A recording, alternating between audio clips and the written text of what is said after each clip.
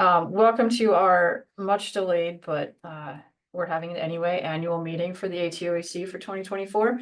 So the state of the consortium address that we typically give at the in-person annual meeting, I put out through our newsletter back in July, but I'm going to just run through a couple of the highlights here so that I can officially say that I delivered my last state of the consortium, which I'm just a little bit excited about.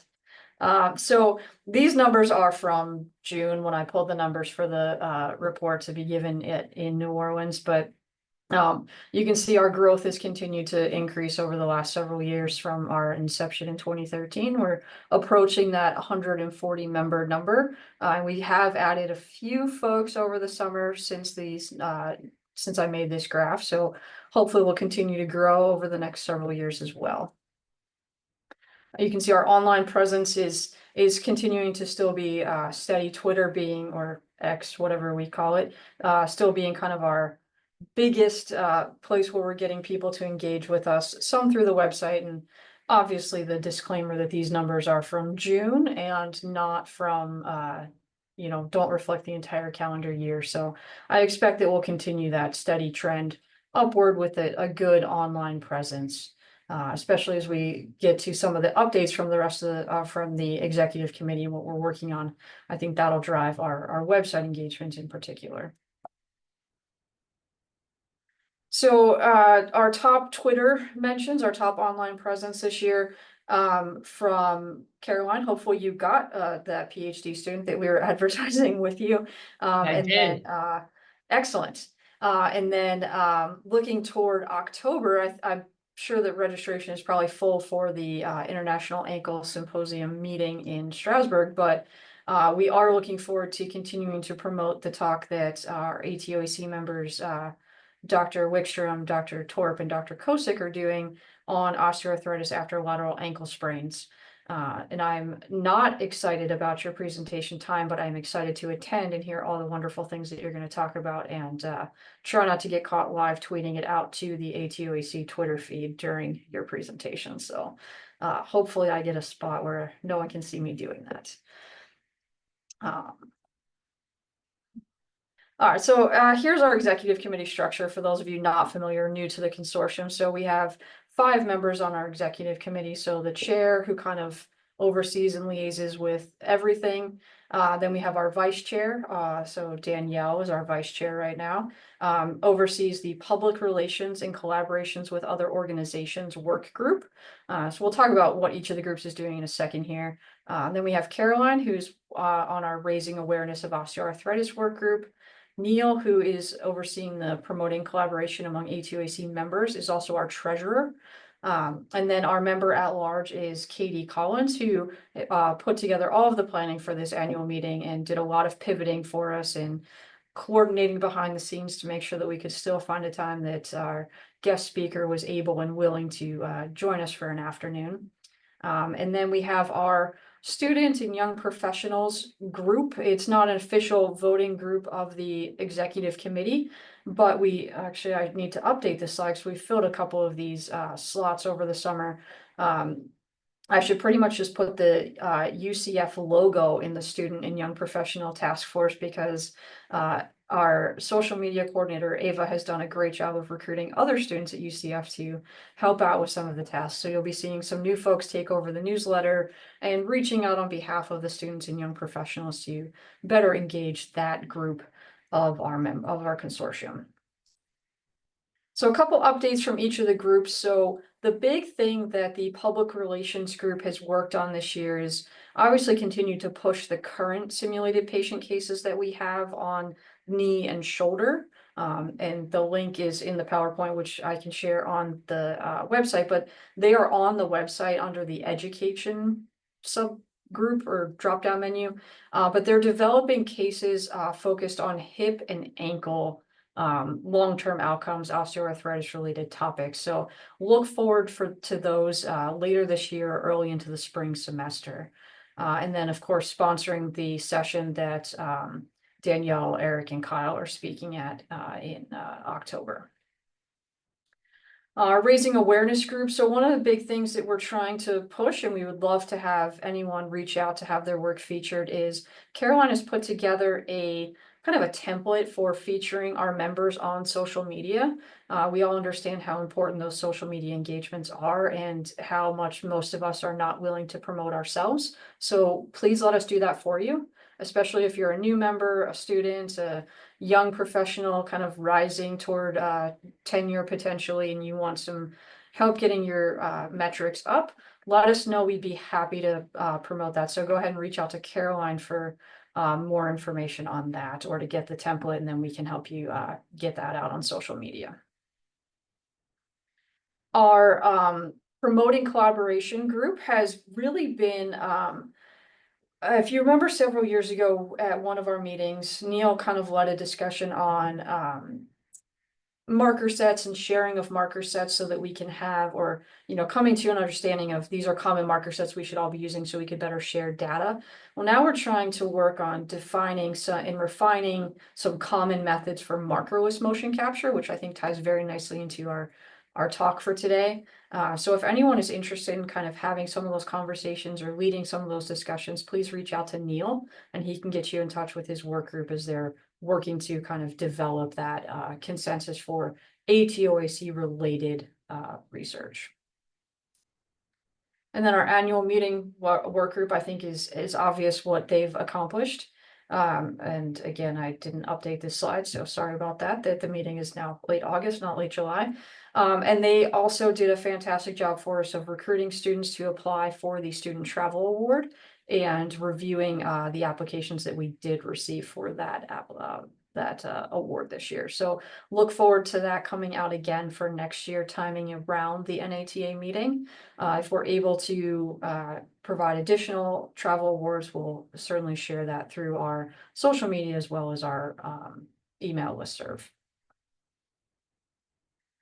This is our treasury update. So current balance of just shy of $3,000. And obviously those funds do go toward the annual meeting as well as the student travel awards.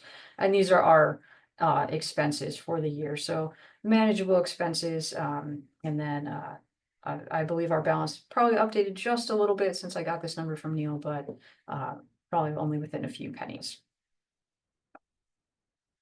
If you have feedback on the website, there's something you want to see on the website, information you'd like to add, or you can't find something, if you've lost the password to the member only portion of the site, please reach out to Katie. I actually need to update her email address. She's left UNC, so I can get a new updated email address to folks, or you could reach out to anyone in the executive committee and we can get you that information. All right, so this year we are going to be electing 2 executive committee positions, which is typical for us. The chair position, so my role as well as Neil's role as treasurer, are both up for election. Neil is eligible for another term. I am not eligible for another term, so we will need someone to step into willing to step into the chair role. So later today or by the end of this week, everyone will receive through the listserv a nomination form. So if you are willing to self-nominate for either of those 2 positions, then you would fill that information in. If you're willing to nominate someone else, we accept that as well. But I will say we always do reach out to folks who have been nominated to confirm they're willing to be considered for a position before we do put out the full voting ballot. So our timeline for that is we'll take nominations over the next 1 to 2 weeks. We'll reach out to folks to ensure that they're actually willing to serve in those roles should they be elected. And then we will send out the ballot, which will be open for about 2 weeks. Our goal is always to get a majority of the active membership voting in our elections. So active membership is ideally all of our members, but we've had to kind of define that as the members who are actively involved in any one of our work groups over the last several years, just due to low engagement on the ballot process. So if you have questions about what each of these roles entails, you can reach out to myself, you can reach out to Neil or anyone on the executive committee. You can also find a complete description in the bylaws on the ATOAC website. And we'll link that information in the nomination form so that everyone has easy access to that, so that you know what you are signing up for. And I should also say that these terms are 2 years, so you're not locked into too much of a long-term commitment. All right, some delayed kudos to some of our members. So Shelby, I saw you just signed on, so good timing. Congrats on your new investigator award at NATA. Also from Chapel Hill, Troy Blackburn got the Distinguished Athletic Training Research Medal this year. Chris Coons is a new NATA fellow. And then our student travel award winner is one of Shelby's doctoral students. So Elaine, I'm gonna butcher the last name. I apologize for this. Reich is what I'm gonna go with. Hopefully that's correct. Reiki. Okay, thank you. So congrats to Elaine for being the student travel award recipient this year, and I've spared you from updating the slides and adding your picture to it. So, but that is on the website and has gone out in the newsletter, so everyone should have been able to recognize Elaine that way. All right, and then other things, if there's anything that we can do for you as the executive committee, if you have publications, grant awards you want us to promote, presentations, if there's any positive press coverage you want to share, you can feel free to tweet that at ATOAC, or you can send that to us that'll go specifically to Ava Schwartz, our social media coordinator, and we'll get that out on newsletters, website, social media for you so that we can help promote the consortium and certainly promote each of our individual work. So at this point, I know we kind of had a little time dedicated toward what kind of updates do we have from other organizations. But I think given that we are on a little bit of an off timeline since the auto replies to everyone's responses to signing up for the meeting today did not go out, I want to just take a little bit of time and just, if anyone is willing to share, get feedback on 2 items. So the first item that I would like people to weigh in on, chat is fine. If you want to go ahead and unmute yourselves, that is also fine. It's a relatively small group right now. Are we using the simulated patient cases? I guess, how are we using them? And do you have suggestions for other topics? So we currently have a young adult and an older adult knee and a shoulder case.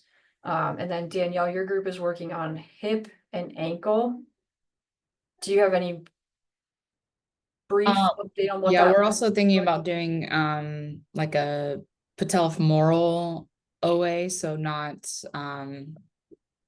just like post ACL tibial Right. OA. So I forgot we talked about that. yeah, the PF, those are the 3 that we're working on. Okay. Is anybody using these? Have any kind of tips for anybody else, or anything you'd like to see the executive committee try to kind of put together that we could use as resources for ourselves, for our colleagues?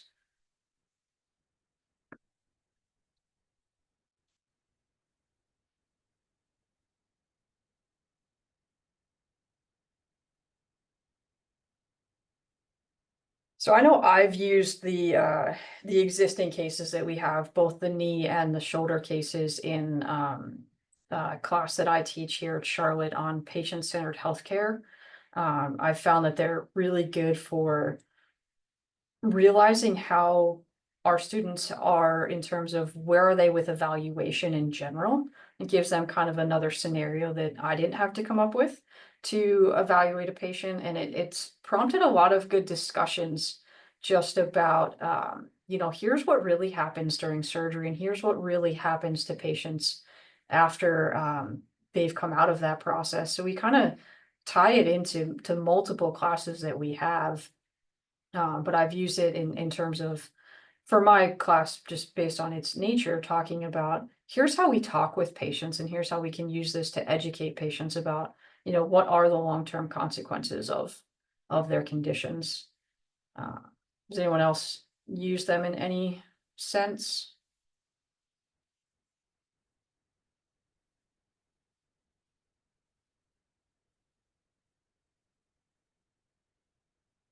Well, I know they've gotten some hits on the website, so somebody out there is using them besides just me. So it was definitely I appreciate all the effort that went into developing those. That was under Janet's leadership that we got those initial ones developed. So I'm glad that we're going to continue developing some other ones. All right, and then we have a couple minutes. I want to know if anybody has any thoughts on what can the executive committee do for the membership. We are going to be transitioning leadership at the end of this year, obviously. So what can we do? Faculty, if you have any thoughts on how can we reach your students, whether that's your MSAT students, research-based lab students, or students who are on the call, what would you be interested in having us help organize on your behalf? If anybody has thoughts, you can again throw it into the chat, or feel free to unmute yourselves.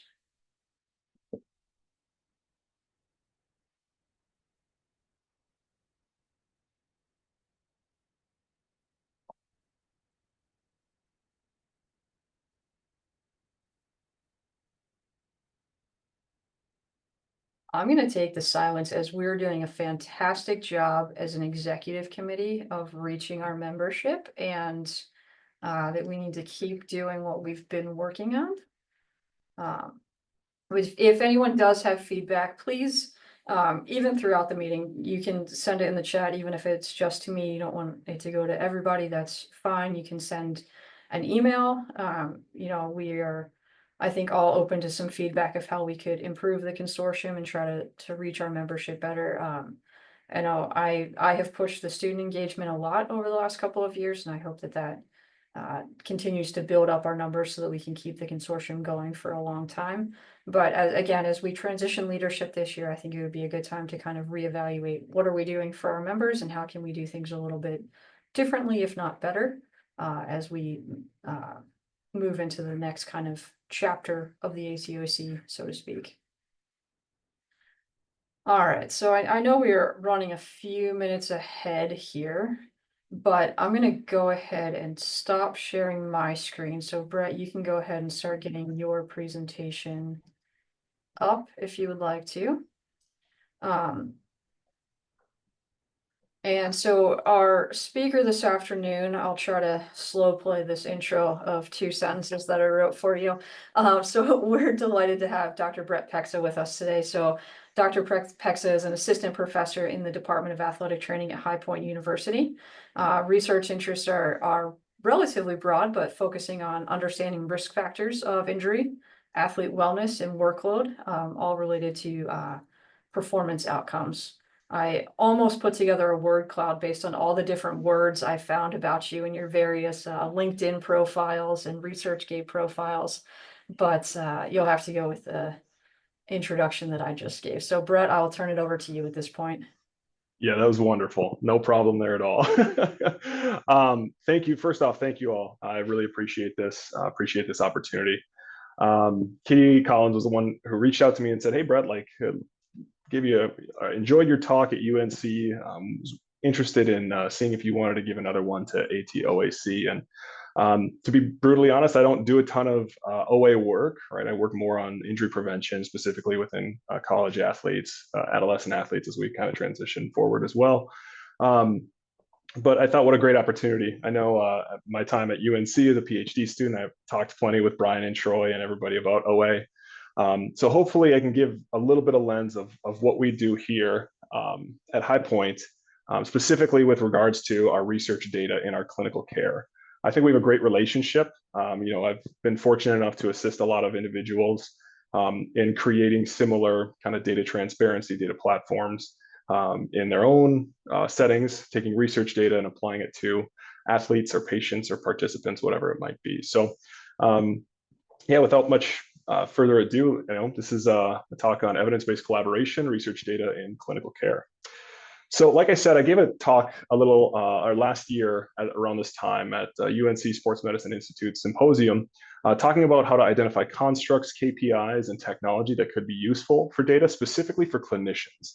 I kind of retailored that talk to figure out how can researchers jump in and become an active member in this clinical care piece. We collect a ton of data. We collect a lot of things that can be super beneficial for clinicians. So let's go ahead and put that data into action and figure out, what does that look like? Is it a pipeline? Is it a reporting? Whatever it might be. we have a pretty strong collaboration here between our School of Health, Congdon School of Health Sciences and our Department of Athletics. So in the middle chunk of this, I'm going to apologize right now because I know there's some researchers who are looking for that best available evidence. I'm going to talk a little bit about how we've kind of gotten to the point where we've at. So it's going to be a little bit anecdotal. But I still think there's a lot of lessons to be learned kind of moving through that. So that's what we're going to kind of talk about. And then in the end, just talk about lessons learned, potential benefits from this collaboration between researchers and clinicians as well. Background, I lead our sports science initiatives here in the High Point Human Biomechanics and Physiology Laboratory. My goal is to build the system and then deploy it at managing it across its lifespan. The system itself, I think, should be dynamic. It should be fluid. It should be useful to the end user, but also useful to us as researchers. And ultimately, we have a little bit different goals. Researchers, we're trying to build new knowledge. We're trying to collect novel data. Clinicians are really just trying to make informed decisions for the health and well-being of their athletes. So that's our goal. We kind of have to balance those two things. A couple of disclosures with funded study list there. I don't own any stock in anything, and I don't have any other leadership or other roles with this as well. So the first thing I wanted to just highlight is some of the things that I told those clinicians about how do we select technology. And I always think the first thing that we have to talk about is the goals of whatever this process might look like. There's gonna be a time where an athletic trainer comes to you and says, I want to prevent injuries in the lower half. A strength coach might come to you and say, I need to improve performance. A coach may say, hey, our mental health is really something that's gonna be something that we have to think about. So we have these goals that are gonna be laid out for us. We have to identify the constructs that tie into those goals. The stakeholders will provide those goals. We, at times, have to be the ones to identify what are the things that really will reflect these goals. If my goal is injury prevention of the lower half, well, what are the things that are going to feed into that? Obviously, lower extremity biomechanics and strength and power, and even some evidence points towards on-field load. Once we identify the constructs, then we have to go ahead and identify the key performance indicators that tie into those constructs. So these are truly the measurable portions of those constructs. If you talk lower extremity biomechanics, right, you could go kinematics, you could go kinetics. You have to kind of find something tangible to measure and track across those constructs to get back to those goals. These KPIs also aid in operationally defining the underlying constructs. For example, on-field, a measurement of top speed may be reflected in the on-field load, but it's not necessarily truly establishing what that individual is doing. It's maybe a result of what that body is doing. So top speed might be a better reflection of the athletic performance and the on-field velocity, while internal and external load measures of external load measures being distance and time versus internal load measures of training impulse and heart rate better reflect that on-field construct or on-field load construct. When we have these key performance indicators, this is where I told clinicians, identify these measurables that are super important to you, because then you can identify the technology to select with that. And this is where we start to get into really picking out that technology piece. We have to identify the KPI, identify the technology that scoops up all those KPIs and that information that you really, really need. My goal was to hammer this home to clinicians, and I'll hammer it to researchers too. Don't buy tech just because you can. A lot of us have been in that situation where we have X amount of dollars left in some startup funds, and we're like, oh gosh, I got to find something and use it up.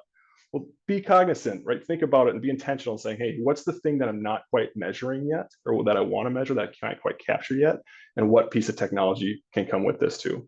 And when we have this kind of all laid out, clinicians then can start to look and say, hey, here's some things where I get the best return on investment. Here's some area where maybe I don't use that.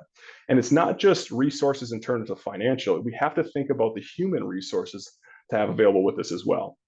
If you have a three-dimensional motion capture system in a clinic, you better have somebody who's there, ready, willing, and able to operate it, clean it, function it, make it work appropriately so that you're getting good data out of it on top of that. So in our setting here at High Point University, right, this is kind of how this is all laid out. And this is literally how I laid out our initial work with our men's soccer team. This was exactly what our ATC wanted, some injury prevention pieces, our strength coach wanted some athletic performance pieces, and our head coach wanted some mental health maintenance pieces. So now that we identified all these things, we identified the technology that we had and the technology that's available for us, how do we then actually collect this data and get it to its endpoint? And there is an endpoint. We want to get that data back into the user's hands. So this idea of data feedback is super duper important. I'm going to take a little bit of time and put up my handy dandy laser pointer here real quick, sorry. When you purchase these technologies over and over, every single one of them will say, hey, check out our new dashboard, right? If you buy a Qualsys system, they have all their running and gait paths and everything like that that you can think of. I think they got gait, running, baseball pitching, baseball hitting, soccer kicking in there. The dynamometers might have their own dashboards. Wearable monitors have their own dashboards. Force plates have their own. Survey software has their own. So each one of these things has their own dashboard. But it's really important is to centralize these things, get them to talk to each other. I don't want to have our end users, right, our data consumers, looking in 5 different places. We want to zip this all together and get it to one spot so that they can lay eyes on it. Now, again, this isn't an extremely clinical focused opportunity. I know a lot of our audience here today is far more on the research side of things. So what does this look like from a research perspective, right? To be honest, research already has its own goals. Anybody who's written a research grant, a research paper, things like that, we have a goal. It's a research question that we put up top. The constructs we're really good at. They're already established. They're part of that submission. They're part of that paper. And the KPIs aren't called KPIs. They're called independent and dependent variables. So we have all the pieces in place here. We need participants and we need patients. So why not kind of get these to kind of sing together a little bit and utilize them side by side? Research is always going to have cutting edge technology too. On the right there is just a non-exhaustive list of the technologies we use in our own lab. And I know that if we move to another lab, that looks drastically different. We can get more and more information out of there. The methods aren't dissimilar, right? We have an analysis of some part of the body, right? Maybe it's a lower extremity gait biomechanics. We try to make conclusions about it to build new knowledge. Well, clinicians are trying to collect some information during an evaluation. When they have that information, they're trying to create goals for the patient themselves. And the building new knowledge can happen in a lot of different ways. We're trying to build new knowledge as researchers for the general public. We might also be building knowledge for our own self-development. But I think something that we can do a little bit better at is provide some new knowledge for our participants as well. Make them active engagers within that research process. Because to be honest, traditional research takes a long time, right? We've all heard the statistic of it from a research idea to clinical implementation is 17 years. And I'm going to talk about the 17-year problem here pretty consistently because I think it's exactly that. It's a problem. If we're trying to really put into place clinical guidelines or clinical prediction rules, we have to move through that derivation, that validation. We have to understand the impact analysis, not just initially, but both long-term. So if we're really going to make some super or high impact research, there's a lot of work that goes into this. Not just, again, there's plenty of resources, make no mistake about that. I get that. We need plenty of financial resources. We need human resources. But as researchers, we need to think about how can we start to shorten this 17-year problem? How can we start to kind of move these things together? How do we get what we know as researchers into some of the populations that we want to work with? Some of the citations here on the bottom were people who tried to provide some of the solutions to the 17-year problem. On the right-hand side, one of the first things that you see all the time is dissemination through something else, right? Get to know social media really, really well. Start working with your own clinicians and things like that. Social media is great. I don't know if you guys have been on it lately. It's kind of a hodgepodge of ick, yuck, and oh my gosh, what's that? So I think there's better places for us to really, start to kind of grow some roots to disseminate our information, right? We want to start to put these things into place. Monroe, Saville, and the BOA's paper here, I thought put together some really nice, reasonable solutions to the 17-year problem, what I call them. First off, just larger multi-site studies. I think all of us want that, but we also understand that there's some pretty significant financial hurdles and some pretty significant just human barriers to larger multi-site studies. We would all love higher external validity and generalizability, but that's a lot of work. There's a lot of legwork there too. Next piece is just researchers' presentation style, right? Researchers were really good at writing papers, showing people what we know, but we also need to understand that a lot of the people who need to use this, we have to start to take some of that jargon and break it down. When you work with athletic trainers, clinical athletic trainers, physical therapists, coaches even, we're not talking at the same level. So understanding, right, seeking and using a high quality evidence and synthesizing available evidence is really, really critical. This last piece is about organizational capability expansion. One of the things that we're seeing now to start to get some of the stuff, some of our research results into clinical practice, is we're seeing researchers being implemented into clinical healthcare systems, right? You see the physical therapy practice immediately next to a larger research lab.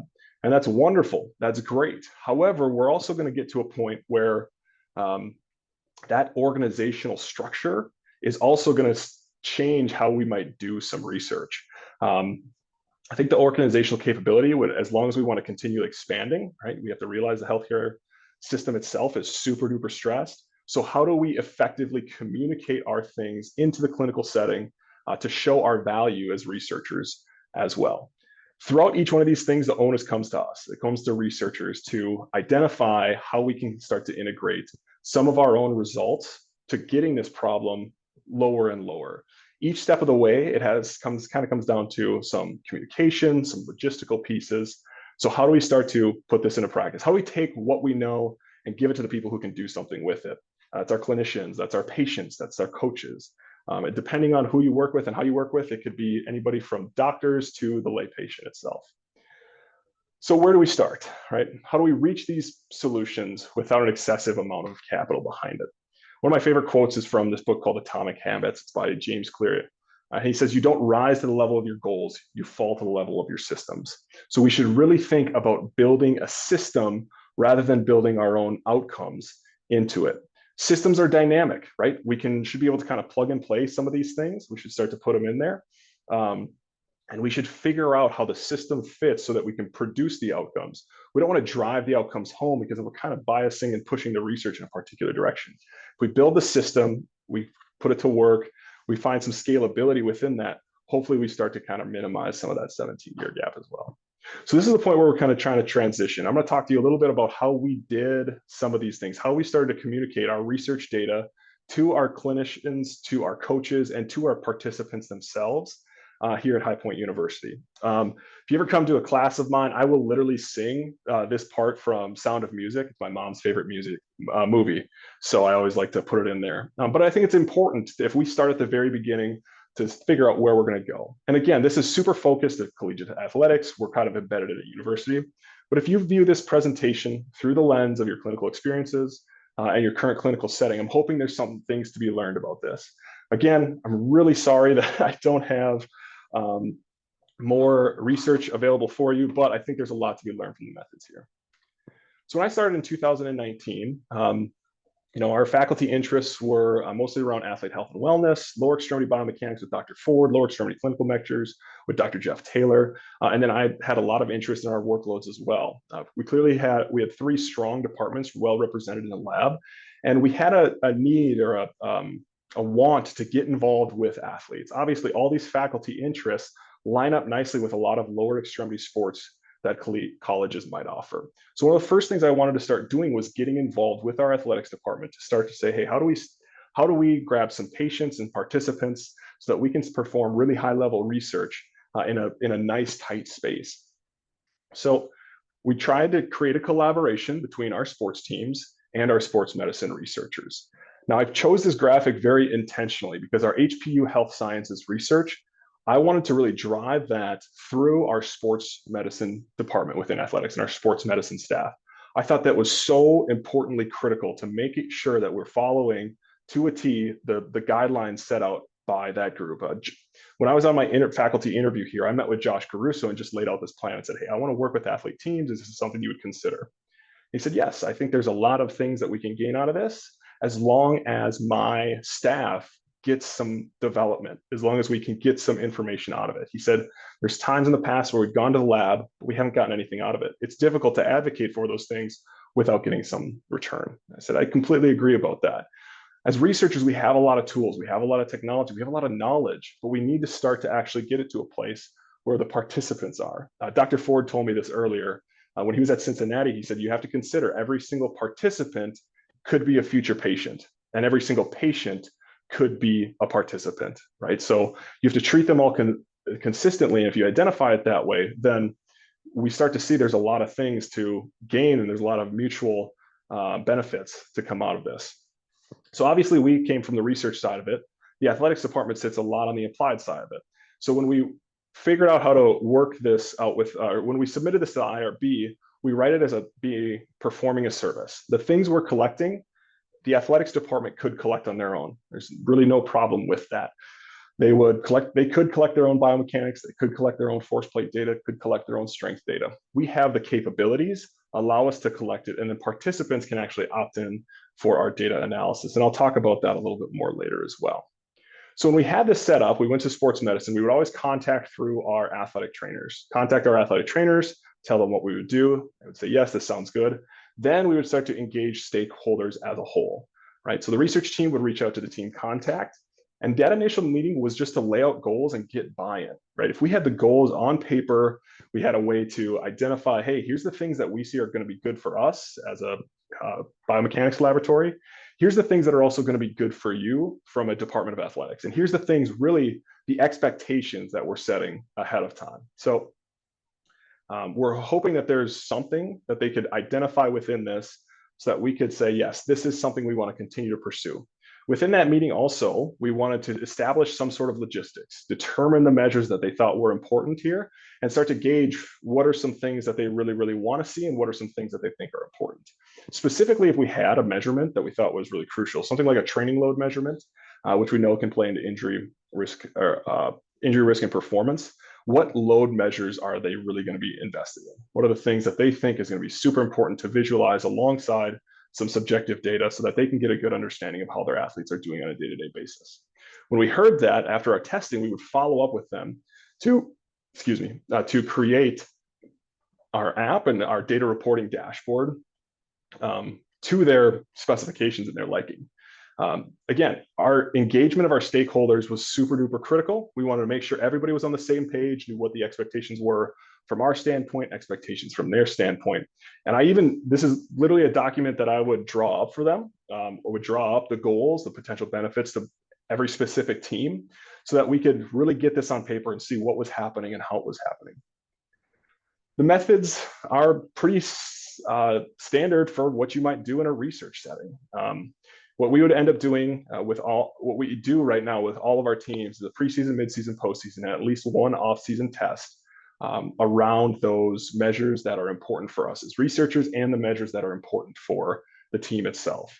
We do a station-based testing where we bring in 4 to 5 people every 20 to 30 minutes, depending on what testing we're doing. Obviously, with baseball players, we add in some upper extremity measures. So our burden per minute has to be, so we have to lower participants per minute, basically. And within our biomechanics lab, we kind of mapped it out. We wanted to keep these stations somewhat far apart while also having some easy access from one area to the next.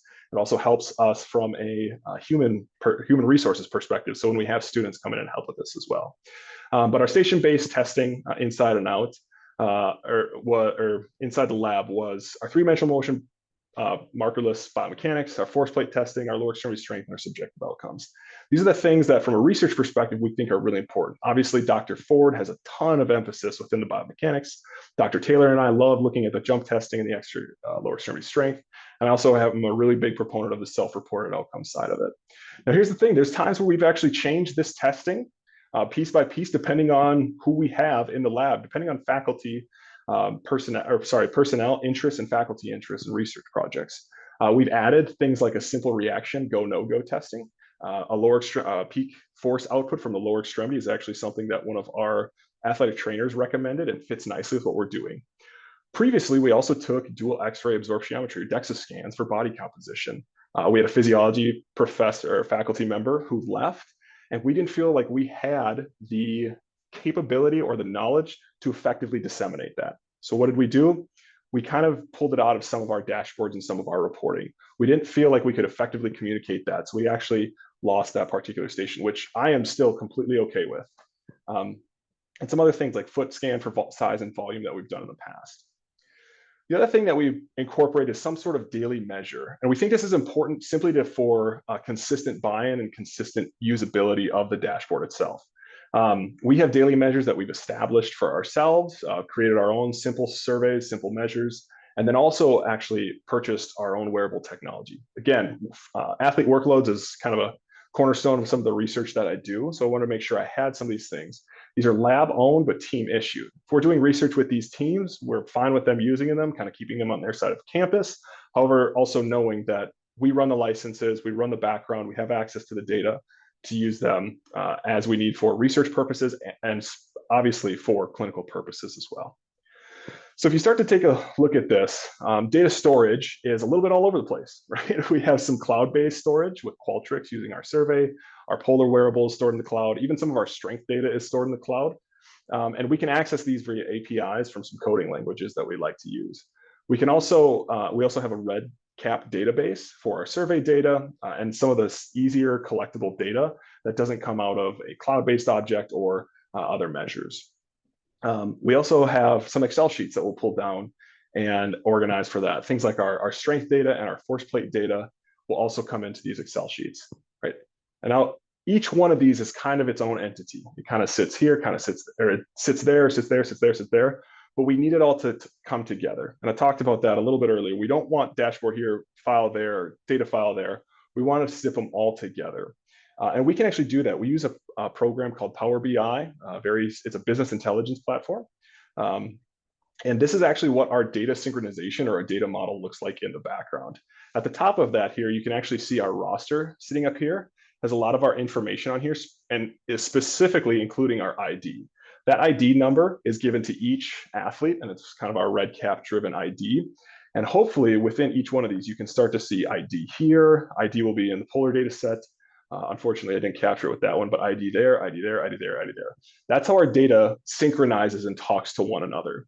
So it's actually very nice because the data is completely de-identified until it gets into this program and talks to the roster that we've got at the POC, which we feel really comfortable about. If all of a sudden somebody accesses an Excel sheet that we don't want them to access, all they see is numbers and data. So it's still completely de-identified. So how do we communicate this data? We've got these nice synchronization pieces. We've got this data storage. We've collected it all. How do we get to the back end of all this stuff? Well, we have all the collection points. We've got the back page, the data storage and synchronization piece. Now we need to create a front page, right? Something that'll talk to our sports stakeholders so that we can really fit into this process that you see on the right. And this is a process that I think is really important that I talk to our clinicians about all the time. But it's also important for us to visualize as researchers because it kind of lays the foundation of how we're going to go through things and what the expectations might be. So athletes are going to train. We want athletes to tell us how they're feeling.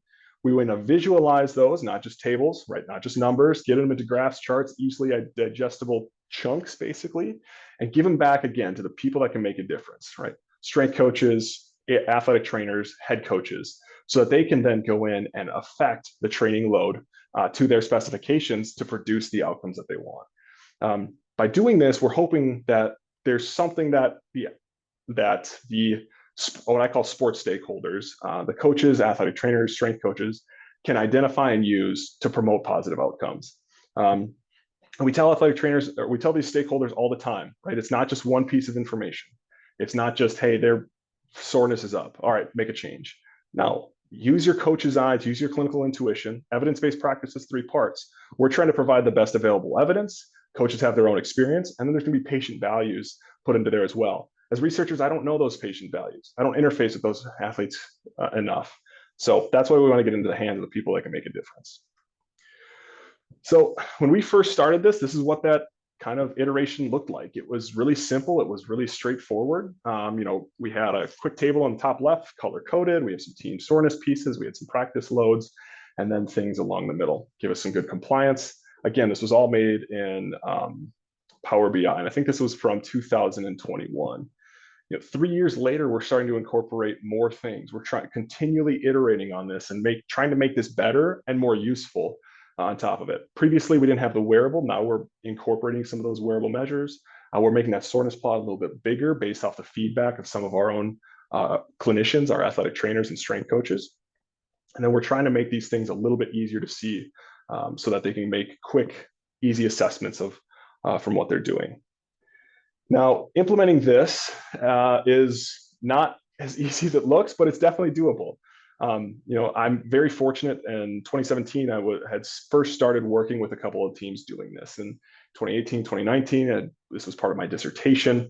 So when I came to UNC, by the time I came to High Point, I felt comfortable saying, let's do this with 2, 3, 4 teams at a time as we start to get this into place.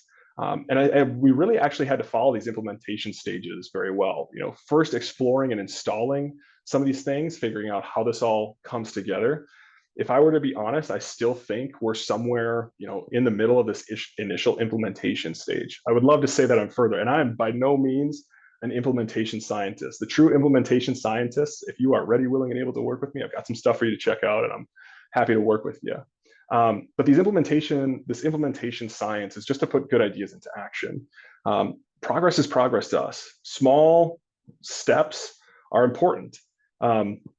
We think that we're making good adjustments. We think that we're doing good things. We're trying to manage change. We're still deploying these. And the fact that we've been continually deploying these reports, these dashboards with synchronized data for 3-4 years tells us we're on the right path.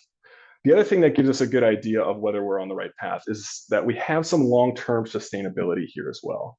Our men's soccer athletic trainer recently asked if they could get some of our surveys to put into their own medical database. So their EMR is Smartabase, or a subsidiary of Smartabase. So now they have medical data, performance data, on-field data, and all of our collected data in one spot. It's an immensely powerful thing to see side by side. And I'm hoping that that continues. This is telling us that not only are they using the information that we've provided, but they're also adopting it into their own systems and their own workflows, which is really, really exciting and something we're excited to see as it evolves. At some point, I would love it if every athletics team on our campus would do this also. I'm happy to take some of this and give it to them so that they can continue to make good decisions from a clinical perspective. Now, I know what you're asking, can we still produce peer-reviewed research from this? And I would say, yeah, I think we can. I think some of our questions, right, we just have to be extremely open and honest about how we're answering some of our questions, right? So this is a paper we published in the International Journal of Sports Physical Therapy about workload and soreness. In essence, we just want to say, what are we doing on the field, and how does that impact our changes in day-to-day soreness? All of our training loads significantly predicted change in DOMs. As loads went up, delayed onset muscle soreness went up. Not a difficult concept to think about that. However, if we put this into a larger mixed model, right, to account for some of the internal personal variation, we started to realize that the number of decelerations, high intensity heart rate minutes, and accelerations really started to predict the majority of these day-to-day soreness pieces. From a research perspective, that's wonderful. If we're thinking about specific workload variables that may predict injury in the future, muscle stress and trauma, which delayed onset muscle soreness is indicative of, well, maybe we need to look at decelerations and high intensity heart rate minutes to help give us the most robust measure of that. However, from a clinical perspective, this is something we instantly can go to our coaches and say, Coach, these are the things that are going to predict a soreness. If you want to kind of limit that moving into a game or something like that, these are the measures you might want to keep an eye on. Arrows, sorry. Next up, we currently have a paper in review that's very similar. How does the accumulated workload start to predict changes in that counter movement jump measures? So things like jump height, jump power that we're getting out of our own force plates here in the lab. How do workloads accumulate to perturbate those measures? Well, we identify quickly a negative relationship between training load variables and raw change in jump performance. As we increase the load, we decrease the jump performance. If we start to put these into multivariate models, specifically here at the top, right, if we combine 28-day training impulse and 7-day accelerations, we start to see, right, negative relations there, negative relationships here. Similarly, here at 28-day high speed distance and 14-day average heart rates, we have these negative relationships. If we put these together, right, to help predict the change, we're predicting anywhere from 25 to 31% of the variance. Here on the bottom is the actual raw changes, and here's what's predicted out of our regression equation. So it's very nice that we're getting some signal amongst this noise. Again, we have to be extremely clear when writing these. All this data was reported back to these teams. All this data was reported back as almost kind of live data. And while that may have some influence on our internal validity, this is what's going to happen in a true clinical setting. So we feel comfortable and we feel it's important to disclose these things while we're writing our peer-reviewed research. I also have an NAT and New Investigators grant that I'm that is currently in submission as well. And with those daily athlete health variables, What we have to figure out first is we have to figure out, are they actually related to their underlying construct? As crazy as it seems, that hasn't been done yet. So we found that readiness itself in the top left corner, this is really poorly correlated. Here we have it with the OSTRC, the overuse injury scale. But if you take a look at any of the scales that we measured against, readiness is a bad measure of anything: stress, sleep quality, fatigue, overuse, injury, recovery, anything like that. It's just, it doesn't really correlate with any of those. Stress correlates with the PSS. Sleep quality correlates with the PSQI, correlates with the ASSQ. Even fatigue correlates with the acute recovery and stress scale, both from a stress dimension and a recovery dimension. So what we finally realized is that readiness is probably not a great measure, right? It's something that every single, our athletic trainers and coaches even have said, like, hey, this is interesting, but it's not, we don't think it's telling us what we think it's telling us. And they're right, they're completely right. And now we have the data and the evidence to prove, to show that as well. So if we were going to put these into action, we feel comfortable with stress on a day-to-day basis. We feel comfortable asking about sleep quality on a day-to-day basis, which is excellent because those two things are really going to tell us about a recovery status of a particular player as well. So throughout this thing, throughout our processes here and the time that we've put this in, what are some lessons that we've learned? More than anything else, crawl, walk, run. There was somebody else, there was something when I was putting this together, there's a model called crawl, walk, run, fly. And to be honest, I don't think I'm ever going to fly, right? Like that seems crazy, especially within a sporting setting.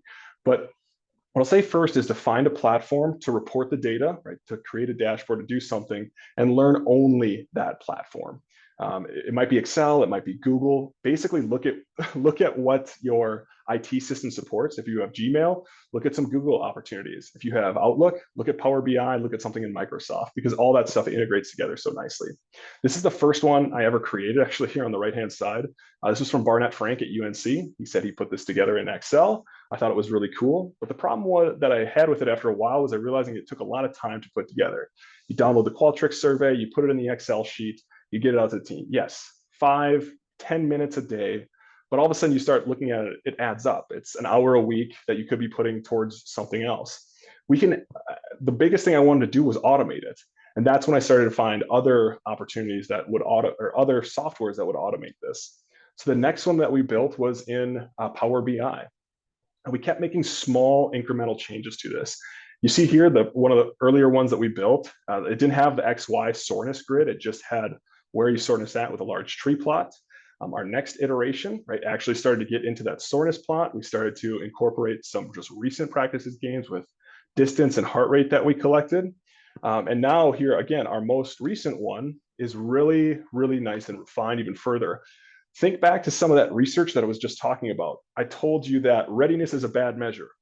Readiness is not in this anymore. This is our 2024 dashboard. We've pulled that out of all of them. We don't want to look at this. We don't want to give that information to our coaches because it's not a great measure. Fatigue, stress, sleep quality, even some urine color measures are in here as well because it's good information for our clinicians to take a look at on top of that. Even if we take into the workload, right, X cells and D cells here, X cells and D cells here, training impulse as part of that force plate paper as well, we thought was really important. And then we include distance also because our coaches came back to us and said, we want to see distance. This is something that we can sink our teeth into. It's something we know really well. So we want to take a look at that. And that's awesome. That first one was built in 2017. This one was built in 2024. Small incremental changes. These things don't happen overnight. We're incorporating our research to make good dashboards for our clinicians to use throughout this time. We also need to understand, obviously, just with every single piece of research, is that communication is key. It's important for us to communicate to the IRB. As I said before, our approval is written as a service, and athletes can actually opt into that. Most athletes don't have an issue with that, but we want to make sure that we're being super protective when athletes are saying, hey, I don't want this done. It's a simple line in a code, filter equals no. If they select no, I don't opt in, they're out of all of our analyses. It's also important for us to interface, researchers to interface with sports staff and clinicians. Here you can see literally text messages that I have with our women's soccer, men's lacrosse athletic trainers, and a coach. So this could be anything from, hey, Polar Doc, the Polar pods aren't connecting. The coach was asking about scheduling men's lacrosse athletic trainer. I asked him to help us sign up for people. And then also our men's soccer athletic trainer, this was actually just yesterday, emailed me for if we could sit down and talk about individuals who had an ACL tear. This is a great way for us to interface with clinicians. That's really low stakes for the most part. It's 15 minutes of our time to talk about these things, say, hey, here's what we see. Let the clinicians talk to us and say, here's what I see, and just figure out a common plan for the benefit of those participants. The other thing I would like to stress too with our athletic trainer, strength coach, stakeholders in general, is to interface with the athletes on this data, because that really establishes the why. A story I always remember about this is that we had a baseball coach who had a day planned, a really heavy day planned. He got this information in and saw that the team was not doing well. A lot of soreness, a lot of stress, low sleep quality. It was close to finals, so people were obviously struggling. He canceled the practice, made it a 40-minute stretching session, and our compliance took off. So the why is as important as the actual data itself for athletes to start to pick up on what do they do, why do they do it, and things like that. Our validity and our reliability metrics will tell us which measures are good, but if we don't get that data, then we can't actually make that analysis. Lastly, educate everyone, right? We educate our participants. We educate through our own peer-reviewed writing. We educate even our undergraduate students who are helping us collect some of this data. We have to educate the clinicians, the coaches, the stakeholders all together. Create a playbook for your methods, create a playbook for your outcomes, aid in the interpretation when you need. You saw the color coordination, something that we thought was really, really important. I didn't know where to put this, but I just wanted to make it very, very clear too. If you have a randomized control trial, keep it blinded. It's okay to not share all of your data, right? I'm not sitting here saying everybody should have all their data all the time. If they request it, yeah, like that's a good idea. But if it's supposed to be blinded, keep it blinded, right? If it's not supposed to be shared, keep it unshared. I think there's times where we as researchers just need to understand. Also, some of our stakeholders don't understand everything that we're giving them. We've collected biomechanics data here in the lab for 6 years, and I think we've reported it on one of our dashboards. And that was because one of our clinicians had a really strong background in biomechanics. We felt that they could interpret it, see it, and use it to the best of their ability. Lastly, respect the data and know your audience. There's times where if you get a funny feeling about a coach during a meeting, it's okay to say, hey, coach, we're probably not going to share this data. I always think about times body composition when we're working in really weight-conscious sports or figure-conscious sports. I think that's something that we at least have to bring up as a question to our stakeholders and say, do we think this is used well? Do we think it's not used well? But it all comes through education. There's times where it's the right thing to share, and there's times where it's not the thing to share. So bringing back, right, 17 years to go from research idea to changing clinical practice, we've proposed these solutions. How does what I've just talked about, how does this communicating data to patients, stakeholders, and others aid in achieving, right, basically those 17-year solutions? So to get to larger multi-site studies, right, our goal is to use data communication, right, to increase involvement across settings. The minute that we actually started working with one team on campus, that's when we had 5 or 6 teams come back to us. And I know it's all essentially one setting, but if you were to think of this from a clinical perspective, if you set up something in a clinic that said, hey, we're going to do just a simple gait analysis, you're going to get this readout, and you can take it home. Maybe you're a recreational runner. Here's some things to help. Here's some measures we want to take on. Well, all of a sudden, other clinics will start to see that. Other clinics may start to hear that. And all of a sudden, you have this giant spoken wheel model with you in the center and all these clinics kind of feeding into you. To set up these larger multi-site studies, a lot of times it comes down to relationships. And a way to create that relationship is to communicate some of these things as well. Data consumers can also advocate for you, right? Parents, coaches, clinicians. We've had athletic trainers and coaches already advocating for us here. Researcher presentation style, I think, is really important.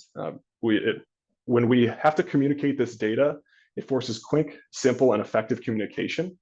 So we have to communicate the data without the jargon, right? We have to really meet clinicians where they're at, meet participants where they're at.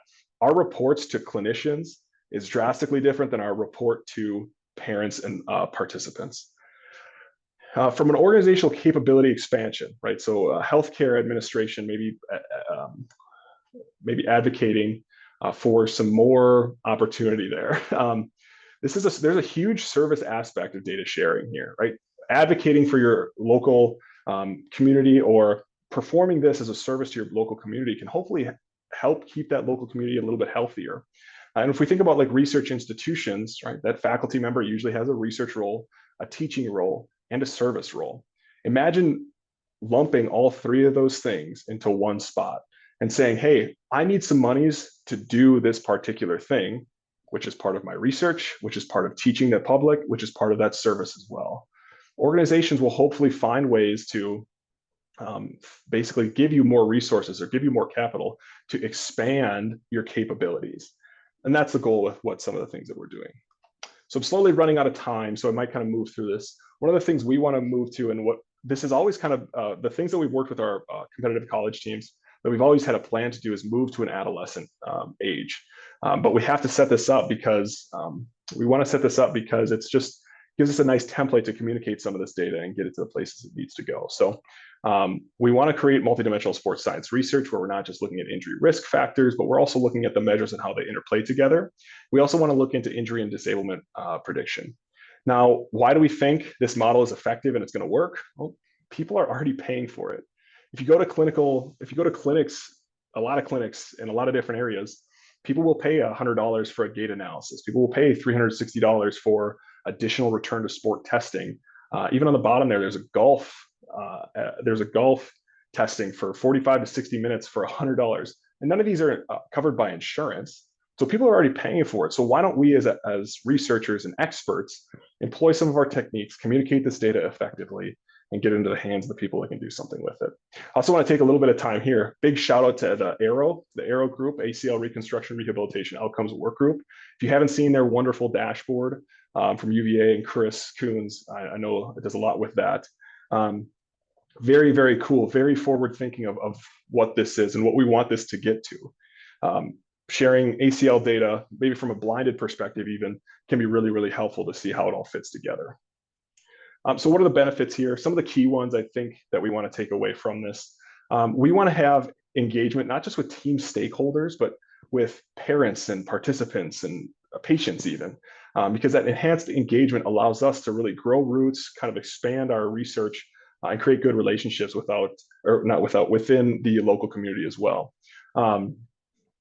For us, it gives us a really nice promotion of research in various departments beyond the current academic institution. And our system itself our goal is to be flexible and dynamic. So as new faculty members come in, if they have similar research ideas within the college sport population or adolescent sport population, it's an excellent integration to get them started here at High Point as well. The last thing that I also want to point out here is just this one on the bottom, right? What we're currently doing is building a database without intentionally trying to build a database. AI is just kind of we've hit the first wave of AI, and it's going to get to a point where it becomes really, really powerful. The reporting software that we use already has a button in it for basically an AI to look at the dashboard and say, hey, here's the insights I see. And what a powerful tool that might be. We have clinicians taking a look at this dashboard saying, I see X, Y, and Z. The co-pilot is Microsoft's AI. The AI might say, hey, I see these things too. And now all of a sudden you have some kind of agreement on maybe directions to go as well. With this, right, we love the team impact that we've put together, a lot of student involvement, a lot of abstracts, specifically student first authors. We have had over 500 athletes already tested, and this is also leading us to more funded projects with industry sponsors, and then hopefully also foundational sponsors as well. Lastly, I have to admit, right, doing this research in a beautiful place is very, very nice. That being said, you can have the perfect facilities day in and day out, but if you don't have a team to follow it up, then it's not going to be worth anything. I think some of this data reporting and some of this data sharing is important for us to help keep our team on the same page and together, and showing us we're good stewards of the data, we're good people to work with, and it really kind of helps everybody who's involved. So with that, thank you so much. Again, I greatly, greatly appreciate your time. I think we have time for questions if you would like to ask some. Yeah, we do have a bit for questions. So Brett, thank you. That was an excellent presentation. Does anybody have questions? You can go ahead and unmute yourselves. You can throw those into the chat, however you'd like to handle that. So I'll give other folks a chance to talk. If not, I can ask some questions.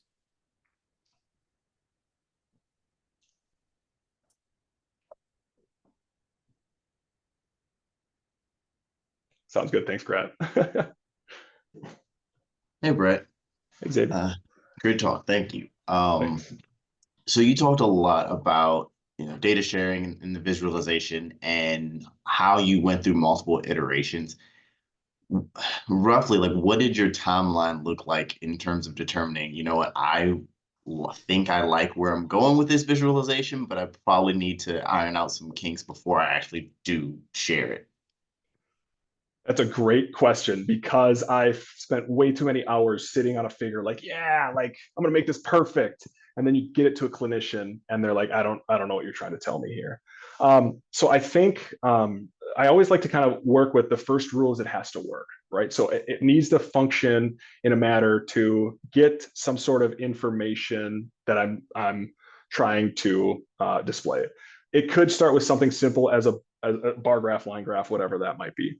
I don't want to take so much time that I'm now impeding the progress of everything else. So when we are communicating with stakeholders, generally speaking, we have a date for testing. We usually have a meeting follow-up to say, hey, I'm going to build this app. We're going to sit down and talk about it, and you're going to give me some feedback so that we can go through some of these figures and say, hey, that looks good, that doesn't look good. I always thought visualizing like compliance over time was super helpful. So I would create this super intricate line graph of people who have answered versus people who haven't. And ultimately, the coaches came back and said, I just need to know who didn't. I was like, okay, great. So we can set thresholds and create things for that information. So I think a lot of this is number one, get it to work, build something, show it to your stakeholders, and then let them kind of determine what to come back with for you. It obviously from your research perspective, you're going to have, okay, here's the things I definitely need. Here's the things that I'm going to report and not report.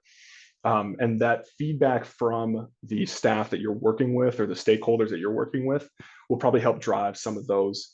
Hey, what's an important figure? What's not such an important figure?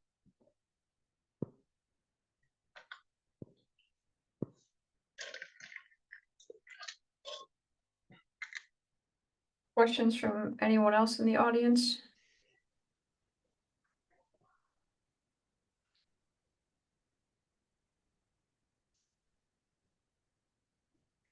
Brett, how would you say that I know you gave us a little bit of advice, which I certainly appreciated because we're working on getting something similar to what you all have up and running down here in Charlotte. What would you say has been kind of the way to push through to some of those more difficult or less receptive, I guess I'll say, athletic trainers, strength coaches that you've been working with? Yeah, I think we're very fortunate in the fact that we have a young staff and not to say that old staff won't do this. We have a staff that is very invested in this as well. Our head athletic trainer wants to be this forward-thinking, data-driven sports medicine department, which is extremely exceptional and extremely helpful for us. I think that the other thing that helps is kind of not bragging, but demonstrating your wins, like demonstrating times where this has been an effective solution for you, and also demonstrating when it hasn't been. We've had, when I was at a different institution, we just collected RPEs, and one day the average RPE was 8 out of 10, and a coach walked in and said, if you think that's an 8 out of 10, I'll show you what an 8 out of 10 is. So like you're dead on arrival the minute that happens. So it's really, there's times where it's really difficult. And I think there's also probably something to be said about picking your battles. If you have somebody who is like, hey, I need this piece of information and it's the only piece of information that I need to do my job. Yeah, well, maybe that's not the person that you necessarily want to work with. To get through to some of those people, you kind of have to do really, really good work with the people you're already working with, right? And all of a sudden you're like, hey, these individuals have the credibility. They're clearly doing what they say they're doing, right? If it comes down to it, like under promise and over deliver, you know, under promise and over deliver. If you can do that, maybe that's something to kind of help with it as well too. So yeah, there's a lot of different things that you can fight with people on, but understand what you do well, where you're going to go, and then kind of pick your battles through there too. Well, I'm glad to hear that we're doing all the things that you suggested. So. Yeah, it's tough. I completely agree. And I've been fortunate enough to do this now since, 2016, 2017. And I've had my fair share of like, no, like we can't just give you body composition data. Like that's not how this works. Or no, that's not the measure that you probably think you need. And there have been times where, it's extending an olive branch can be really, really beneficial. It's like we have our core measurements and this, let's say this football coach, because I have never worked with football, this football coach wants this stuff over here. It's like, okay, if this is not a huge time burden, we'll collect this for you. And if the risk reward is worth it, like it's not going to be damaging to the player, it's not going to be damaging to the health or the damaging to the people we work with, then maybe we'll collect that for you. It just comes down to, I think, figuring out the battles to fight at times and when to maybe say, hey, like, let's do good work with the people that want to work with us, and we'll kind of go from there. Yeah, no, I think we've taken a similar approach, and certainly appreciate the thoughts on that. And I know you've definitely been helpful from our end on replying to requests for information on things and technology that you're using and all those kind of things. Yeah. So I was interested a little bit in your point earlier, and I think it's a great one of don't just buy technology because you can, but if there was one thing that you would say is indispensable to what you're doing, what tech would that be, or what category, I guess, more so than piece specifically of equipment? Yeah, that's a great question. I think that it's really important to think about the reporting software that you're going to end up using. Number one, because I think there's so many out there that it's easy to maybe get like talked into from a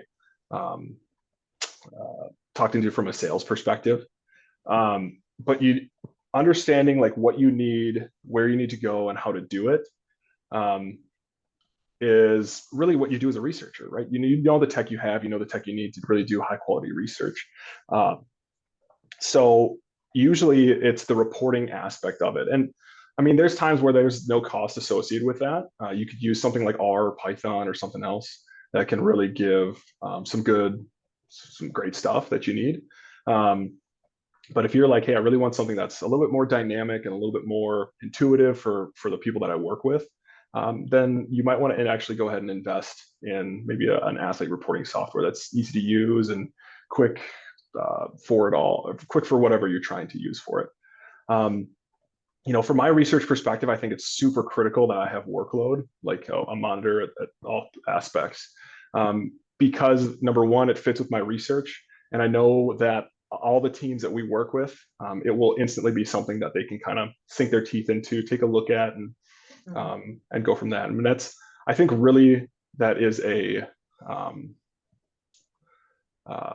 I think that's really specific to athletes in general, right? So if you're working with like a patient population of people coming off of knee OA or a knee replacement or an ACLR, that would look drastically different. You might want to invest a little bit more into local accelerometers or something else. But from an injury prevention perspective, there's a lot of free things you can use to like actually get some of that good information.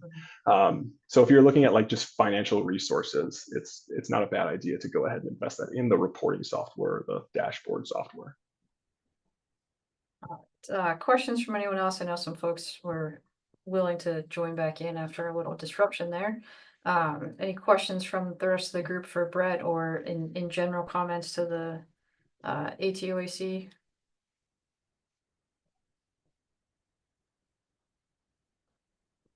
Oh, sorry. Hi Brett, great talk. Love it. I think one of the biggest things that I've always ran into when I was a clinician with this type of stuff is um, the clinician's perspective of time, right? And like how much time they think it's going to take on their end to gather the data, but then also the understanding of like implementing the data, like what do they do with it? And I know you talked about that briefly, but um, you know, do you just have something that you kind of present them with of like, hey, we're really here through all the steps to help you understand how to interpret this data, and then or do you just let them run with like the intervention side of things of like, here's your numbers, figure out how to treat what you're looking at? Yeah, there's definitely, I think, a balance there of we want to be a resource, but we don't want to take over exactly what you're doing. I think there's a lot of power to be made. There's a lot of power in making those decisions. And we want to leave that decision making up to the clinician themselves. So my goal is to empower the clinician to just make those decisions. And to be honest, a lot of our clinicians, our stakeholders in general, say things that the data is already not, have seen things that the data would tell them anyways, right? Soccer coaches are really good at knowing when their attacker is a step slow, right? And all of a sudden now an athletic trainer says, hey, yeah, this person's coming in with hamstring soreness consistently or quadriceps soreness consistently. Okay, all of a sudden we have a common spot to collect that data and have a conversation about this. And it's not, the last thing I want is people calling me to say, hey Brett, what do we do with this? Like, you're a clinician, like this should be a decision-making tool. Make the decision. Like this is totally not like, if you need help, I'll be here, right? It's like, what are you seeing? I'm seeing hamstring soreness and quadricep soreness. Okay, like they have to train today anyways, don't they? Yeah, they do. Okay, great. So what do you think you should do? Wow, maybe a little longer warm up. Awesome. That's like, there's a lot of things. And at times it feels like coaching them through it, but that happens once or twice. And then they're like, okay, we see this. This is what the athlete is telling me. I'm going to make a call. I'm going to go from it. I'm going to make a decision on an intervention, and I'm going to kind of go from it from there.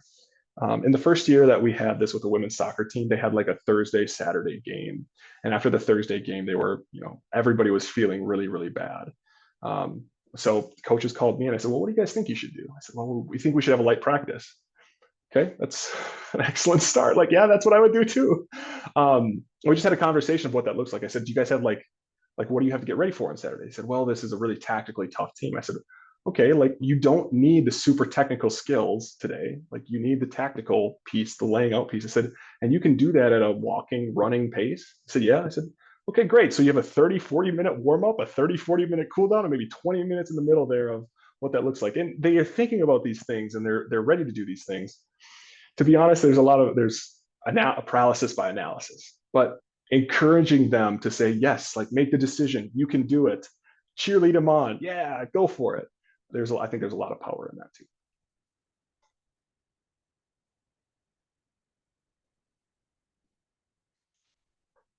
All right, any additional questions for Brett before we let him go for the afternoon?